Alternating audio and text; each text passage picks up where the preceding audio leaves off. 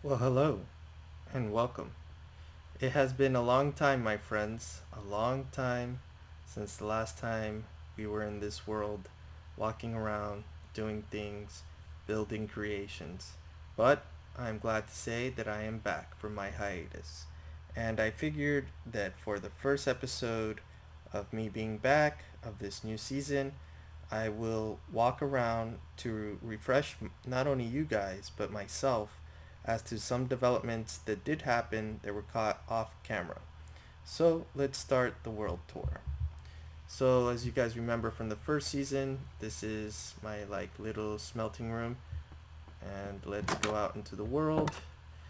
I was working a lot on developing kind of like a rail system for transport of materials.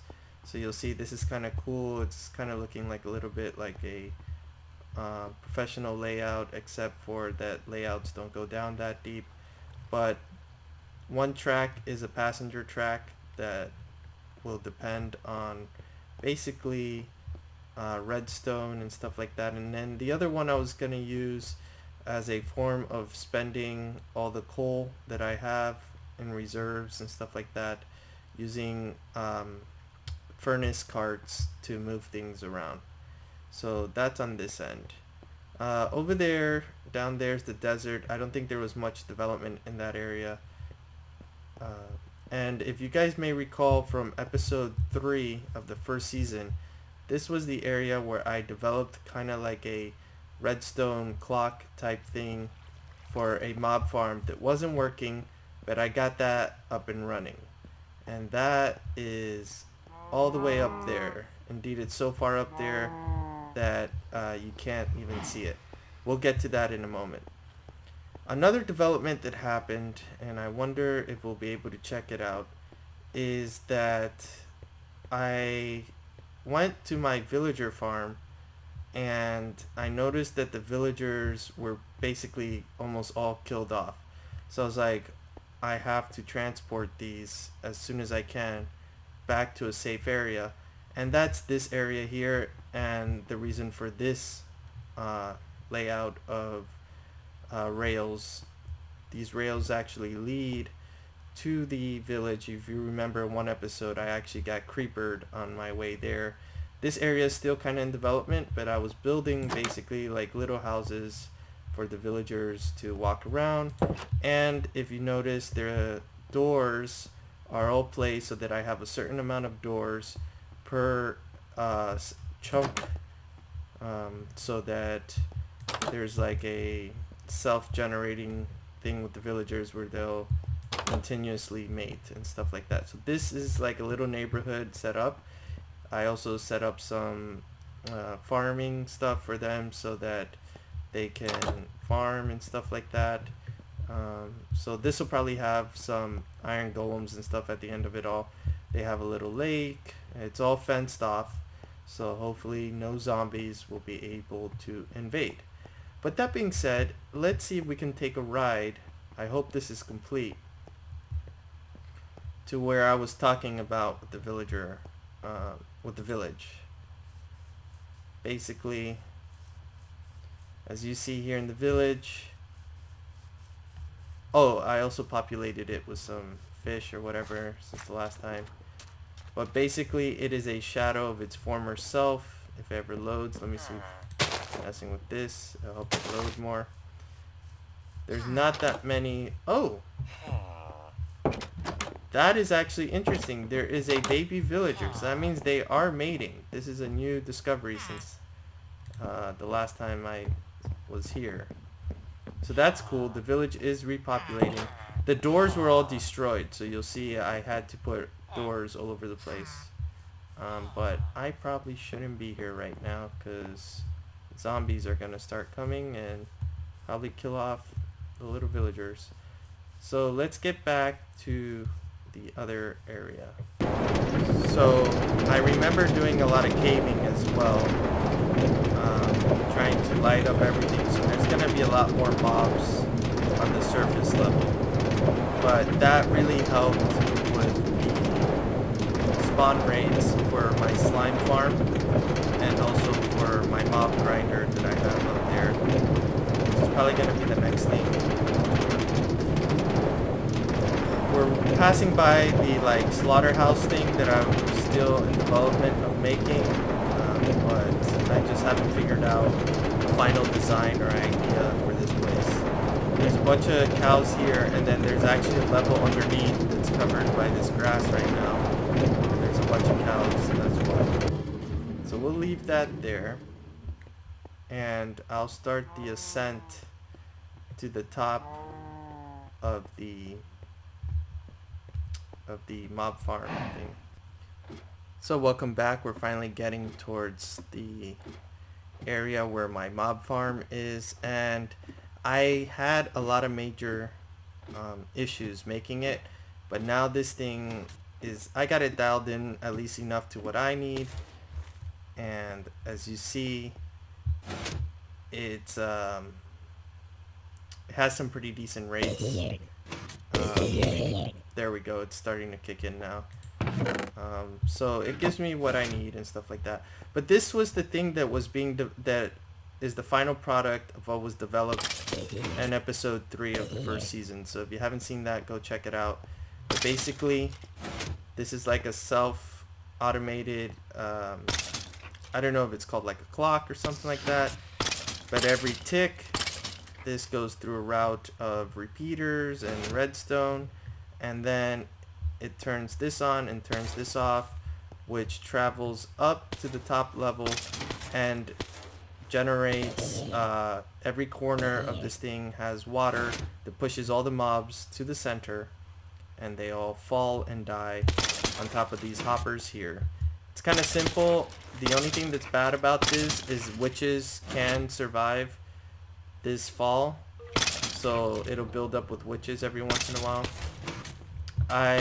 This path really leads to nowhere.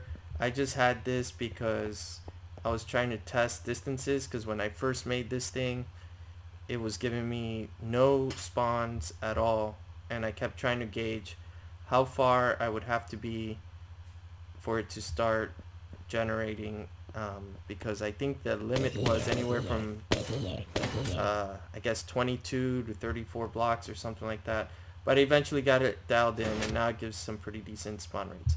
Also, if you see up top, the spiders, they fight it pretty well, so it's not the best for killing spiders, but for my purposes, for what I need mainly for potions and bone meal and stuff like that, it gets the job done pretty well. I haven't developed a storage system yet, how to get this down to the level where the village is, where my base camp is, so that may be an episode as well. But that's some of the major developments. Now let's see if we can go skydiving effectively and get back on this ladder. Here we go. Let's see if we can try it again. And we made it. So I fenced off the entire slime farm area. I don't know what I'm gonna do with this big open space, but I'm probably gonna build around it and just keep growing the city around it and stuff like that. So, but at least right now I can't fall into that hole. A little interesting contraption I made was for when I do populate this area with villagers, I don't want them roaming out here or zombies to get to them, so I made like a little switch that will keep them locked in and stuff like that. And this thing has some redstone and stuff like that built around it, so that's pretty interesting. I think I finished development on this house. Holy crap, there's a bunch of mobs in there. Let me get out of here. Let me see if I can get some to a bed.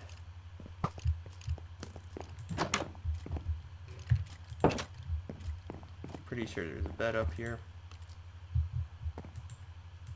And of course, there's monsters nearby, so I can't use that bed. Gonna have to go to a different bed. The mobs will never leave you alone in this game, let me tell you. Oh, it's probably my... Oh, and there's a creeper on the roof of where I'm trying to get to. Let me see if I can bypass him. What a lovely first episode that would be if I get creepered in my own house. Can't rest now. There's monsters nearby. Wonderful. I am totally stuck here. I don't know what to do. Well, this is a little bit of a development on this house here. I don't know if this was here last time, but it's finally all roofed in. This overlooks the slime farm, and from the outskirts, the little village that I made for the villagers to eventually populate, plus the little train station, doesn't look that bad, I think. There's another window here. I'm definitely gonna have to light up that area in the middle where the sugarcane is, but I'm thinking of making a sugarcane farm and eventually getting rid of that. But I think these houses are all pretty much finished. These 3 houses. I don't know if I did anything with Founder's house. There's a creeper there. I gotta be careful.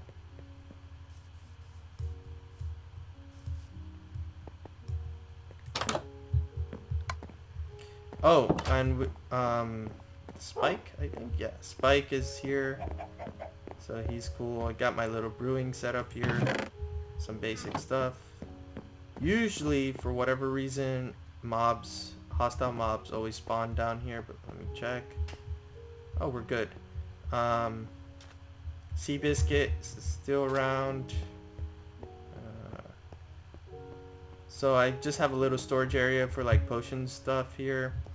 This is all got to be fixed up. I've been trying to get a bunch of chickens unsuccessfully to populate and stuff like that. Of course, there's a creeper right there waiting for me. I need to eventually get some beacons set up. Wow, that was terrible. There we go.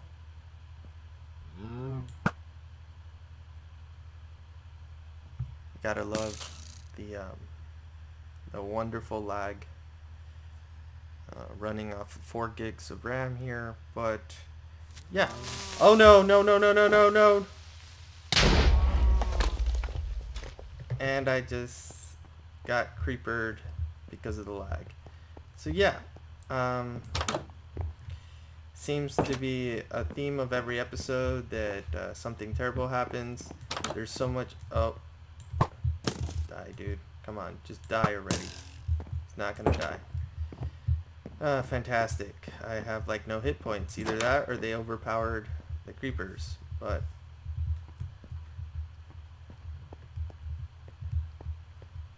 I want to see the damage as to where I got creepered.